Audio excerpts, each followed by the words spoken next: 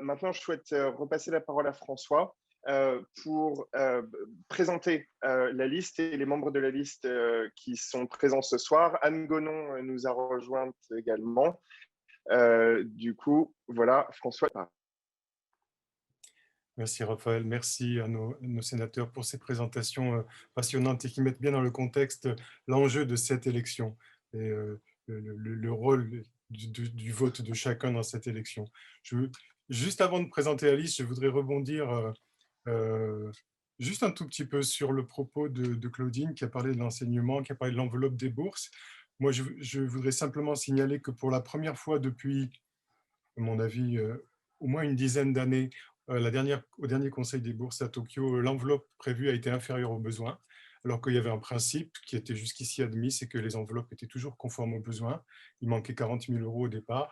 Et bon, ça fait l'objet pour le moment de déclaration dans le Conseil des bourses. Et on ne sait pas si ça va être rétabli, donc on verra en fonction de savoir si ça va être rétabli, mais c'était vraiment ce qu'on appelait l'enveloppe limitative après le dialogue de gestion qui est venu inférieur aux besoins demandés par le consulat. Donc c'est quelque chose qui est sans précédent à Tokyo depuis au moins une dizaine d'années.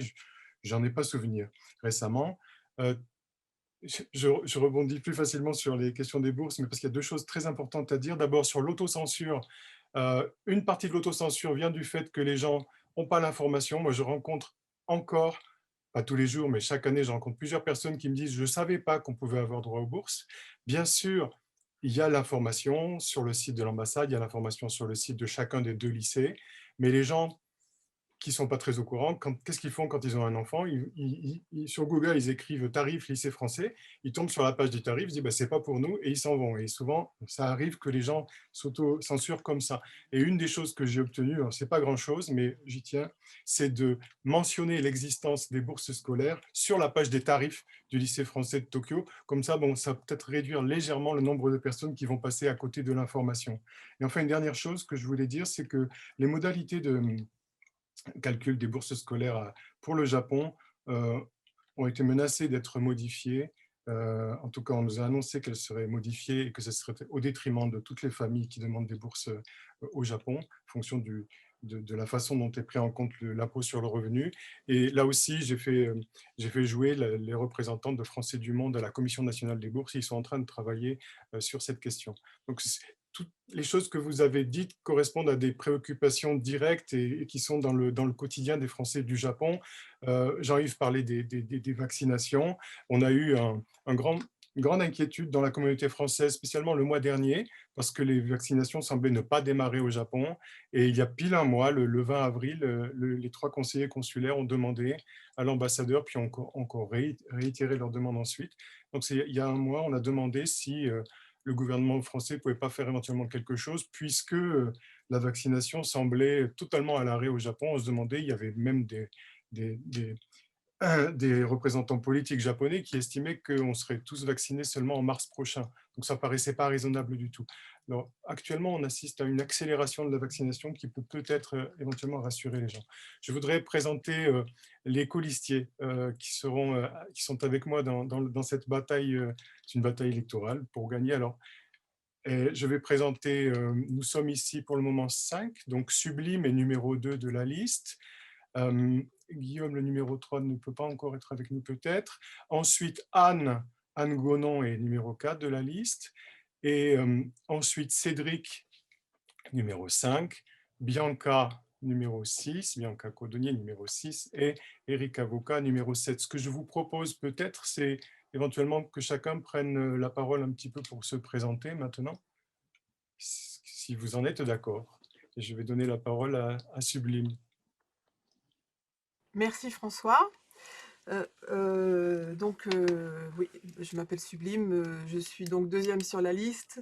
Jusqu'à l'année dernière, j'ai été présidente de l'association Français du Monde ADFE de la section de Tokyo. À cette occasion, eh bien, j'ai eu l'occasion de participer à des conseils consulaires de bourse, à des conseils consulaires pour l'assistance sociale, etc. Et là, j'ai vu qu'effectivement, on avait une marge de manœuvre, on avait une influence à exercer, et que, selon, la qualité des personnes qui, avaient le pouvoir pour prendre des décisions, les décisions pouvaient aller, dans un sens, ou dans l'autre, hein. Et c'est la raison pour laquelle, d'abord en regardant travailler François, depuis 4 ans, et enfin depuis 2 ans et demi, pardon, qu'il est conseiller consulaire, mais avant même, au sein de l'associatif, où on a pu, ensemble, créer des événements et travailler, pour défendre la cause, par exemple, des parents ici qui sont des parents français ou étrangers qui sont privés de leurs enfants suite, à, des conflits familiaux et à cause des différences qu'il y a entre la loi française et la loi japonaise. J'ai pu constater que oui, on peut avoir de l'influence, on peut agir sur notre quotidien, même si on est très loin, même de la France, même si on est en dehors, on est quand même assez extérieur, on va dire, à la vie politique du pays dans lequel on est. On on n'est pas complètement, on peut être existant et on peut influer sur les choix politiques. Il se trouve que nous sommes aussi une liste, qui est soutenue par des partis politiques qui sont, le Parti socialiste, la France insoumise, dont je suis, membre et que je représente dans cette liste, Europe Écologie Les Verts et le Parti radical de gauche, et on est aussi soutenu par l'association, Français du Monde ADFE. Et comme le disait, Jean-Yves, effectivement, on n'a pas besoin d'être dans la majorité pour faire, bouger les choses, en tout cas. Enfin, c'est-à-dire que une majorité fait bouger les choses, mais si on choisit de se battre contre le mouvement en cours et d'essayer de faire bouger les choses dans un autre sens, eh bien, oui, l'opposition, ça a du sens, et défendre, des choix, défendre, des options, ça a du sens aussi, et c'est, pour me battre aux côtés de François et pour, le soutenir, que j'ai choisi, d'être, sur cette liste et que j'ai accepté, d'en être, la deuxième, personne. Voilà. Merci Sublime. Euh, eh bien, je passe la parole à Anne Gonon depuis Kyoto. Voilà, donc c'est à moi, C'est Raphaël. à toi, merci. Voilà. Alors, bonsoir tout le monde. Donc, je m'appelle Anne Gonon. Je suis la 4e sur la liste. Et donc, comme l'a dit Raphaël, je représente peut-être Kyoto.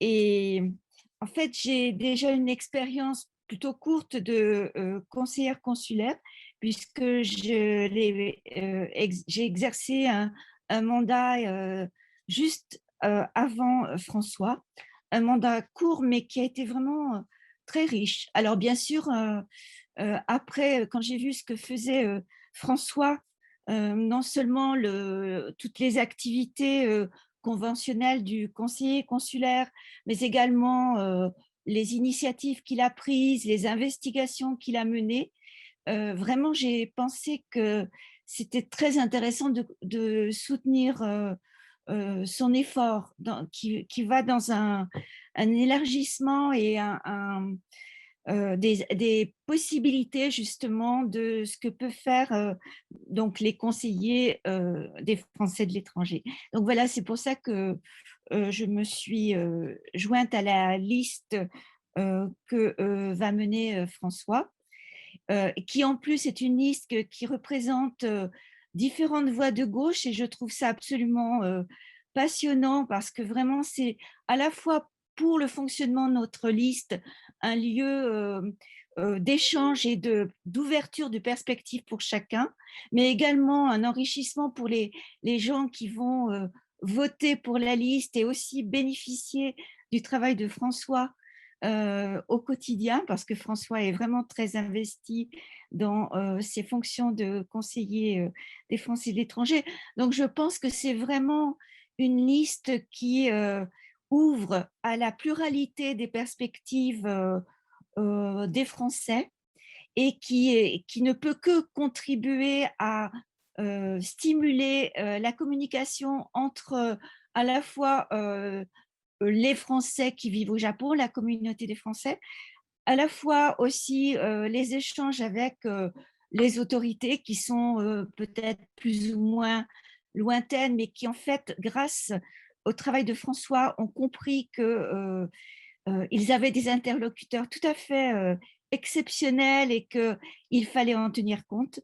Et je voudrais aussi ajouter le fait que euh, le, j'ai des amis étrangers et je m'aperçois qu'au fond, cette fonction de conseiller des Français de l'étranger est une fonction qui est absolument unique, que même, par exemple, mes amis canadiens n'ont même plus de consulat nulle part au Japon, ils ont simplement une ambassade et donc ils sont complètement tenus à l'écart, à part individuellement de ce qui se passe. Et donc, je tiens vraiment à souligner l'intérêt de mettre en valeur cette fonction. Et donc, je pense qu'il faut vraiment voter massivement et pour encourager cette fonction à exister. Et François a donné le meilleur de lui-même. Donc, c'était un petit peu propagande, mais je crois vraiment à ça. Et voilà. Merci Anne. Je crois qu'on a le droit de faire un peu de propagande ce soir. C'est une réunion de présentation d'une liste. Je signale d'ailleurs aux participants que le vote en ligne est ouvert, hein. Donc, pendant que certains d'entre vous parlaient, je suis allé glisser mon bulletin dans l'enveloppe numérique. Je souhaite passer la parole à Cédric cette fois-ci. C'est ton tour. Merci Raphaël, merci à tous d'être présents ce soir. Donc, mon nom est Cédric Bertrand.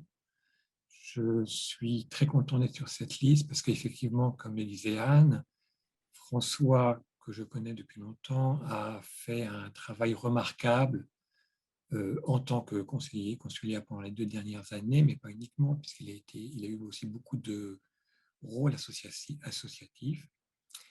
Et c'est un travail remarquable d'écoute, d'aide, de support à la population française.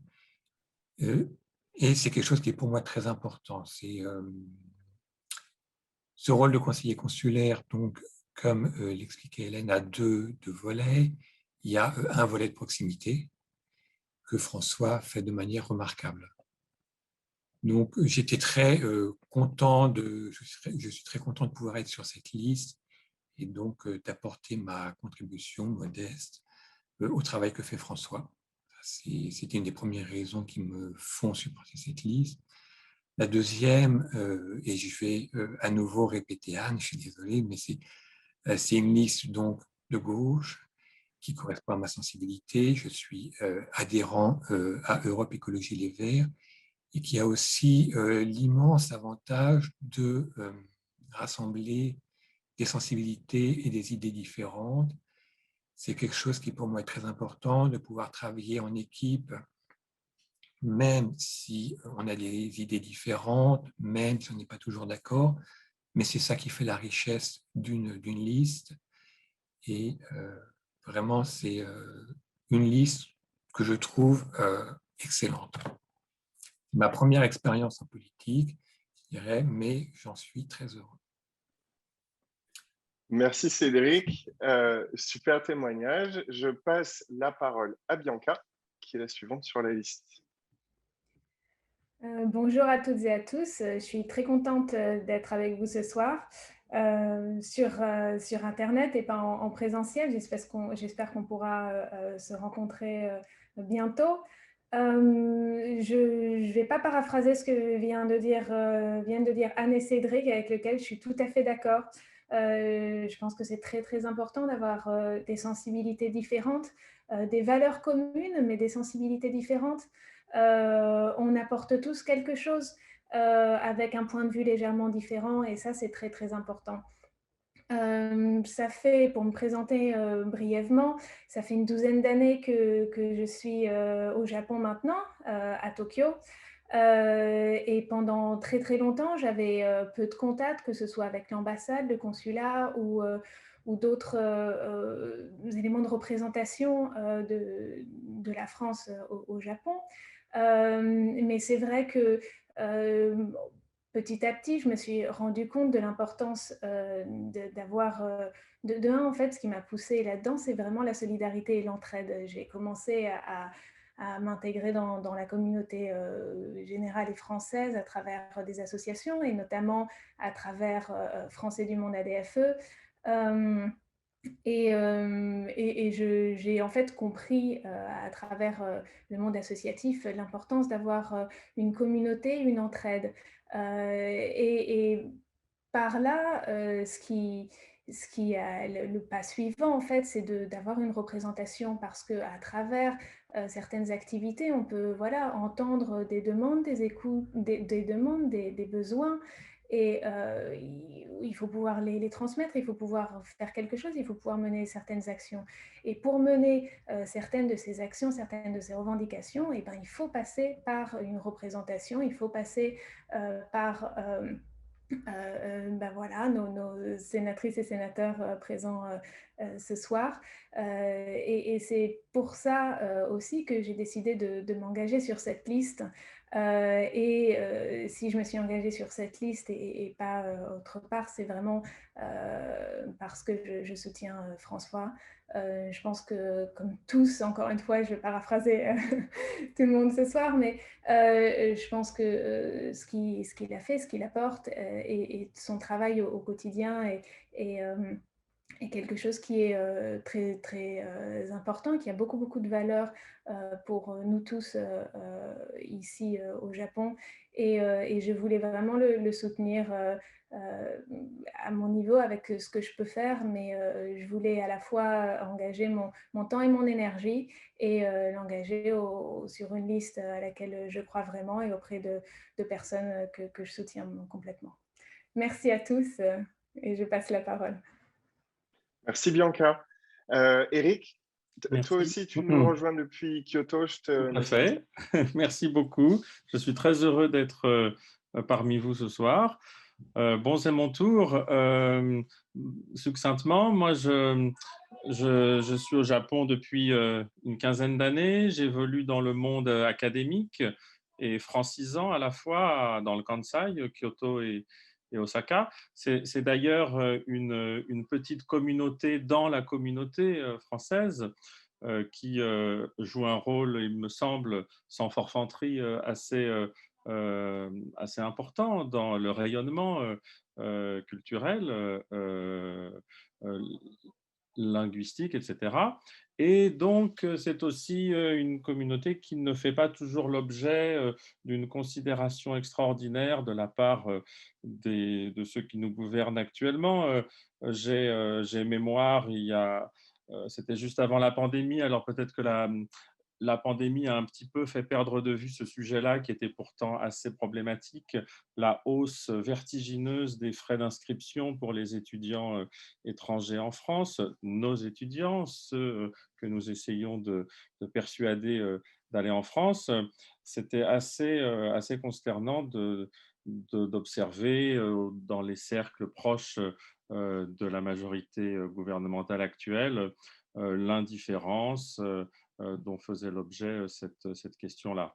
Alors, mon engagement sur la liste est lié à des questions, à des raisons locales et à des raisons nationales, tout à la fois, raisons qui sont étroitement liées entre elles. Et d'ailleurs, je crois que c'est un reproche qu'on peut faire à nos concurrents, qui parfois, et bon, la campagne électorale ne doit pas être l'ennemi de la nuance, donc parfois il y a des convergences dans les programmes que nous pouvons présenter.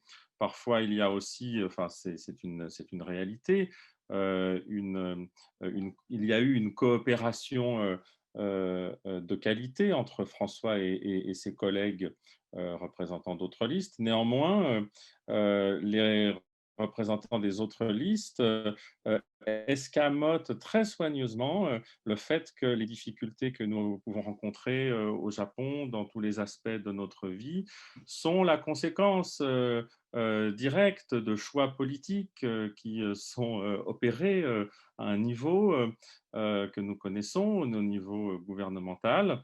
Et je souscris à tout ce qui a été rappelé très opportunément par nos sénateurs tout à l'heure à cet égard. Alors, je suis aussi un autre aspect de ma personnalité, c'est que je suis parent d'élèves au lycée français international de Kyoto.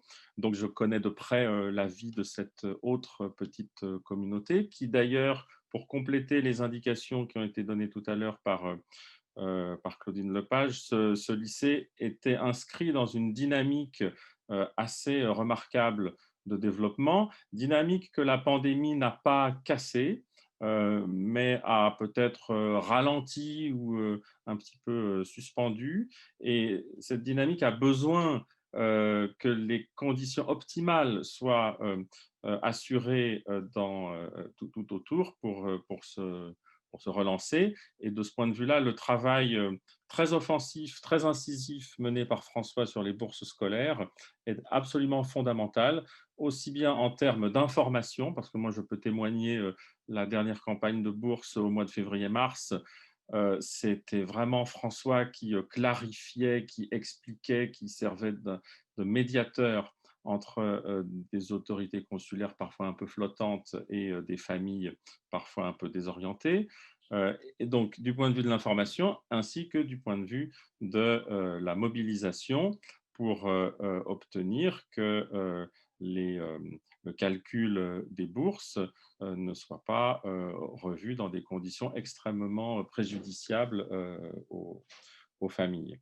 Alors, l'aspect de politique nationale, pour compléter les choses, moi, pour dire les choses de façon très transparente, je ne suis membre d'aucune formation politique, je n'appartiens à aucune des formations politiques qui se sont unies autour de la candidature de François. Il m'arrive dans mes réflexions personnelles, dans mes discussions, il m'arrive de porter des jugements sévères sur chacune de ces formations politiques au gré des circonstances.